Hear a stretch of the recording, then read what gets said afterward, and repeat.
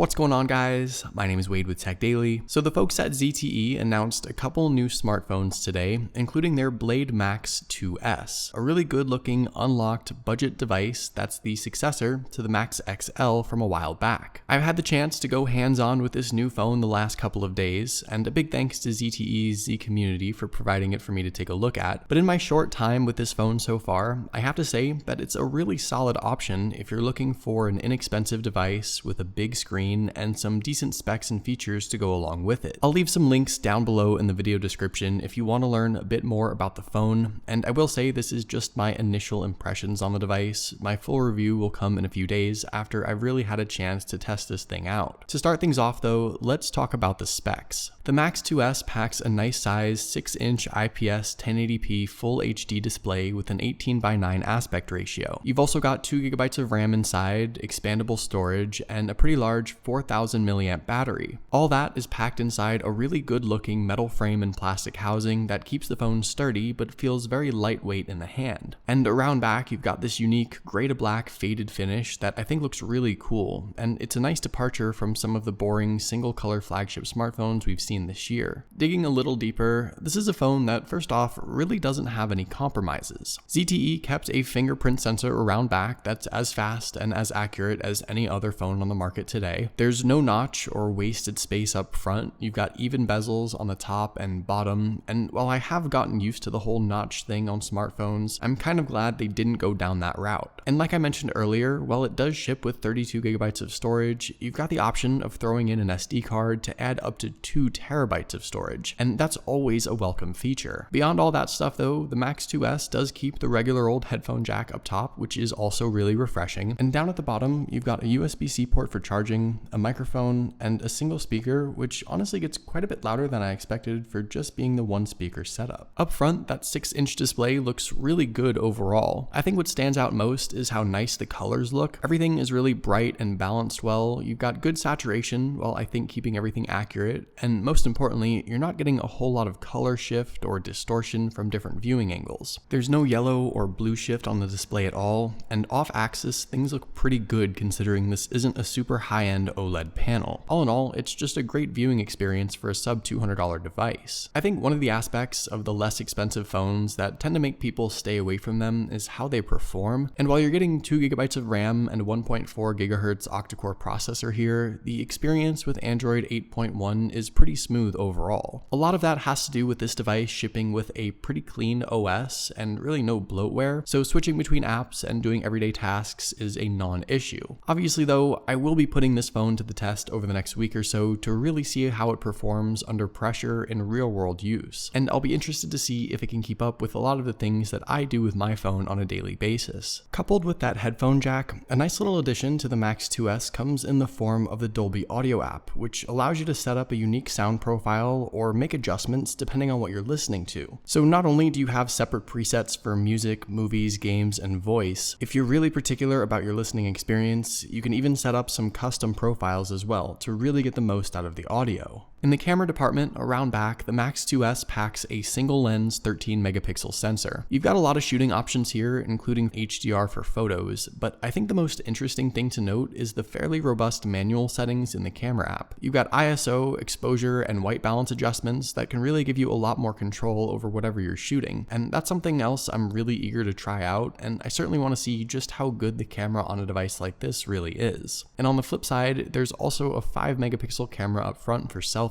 One last thing I am also super interested to put to the test in the coming days is that 4000 mAh battery. I think on a phone like this, you're really going to see some great battery life overall, but I'll hold off on making any claims until my full review. So there you go, that was just a quick first look at the new Blade Max 2S from ZTE. Hopefully you guys enjoyed this video. Definitely let me know what you think of the Max 2S in the comments below and what kinds of content you guys would like to see with this phone in particular. Also, be sure to follow TechDaily on Twitter and subscribe to the TechDaily YouTube channel if you haven't already, and I'll see you guys later.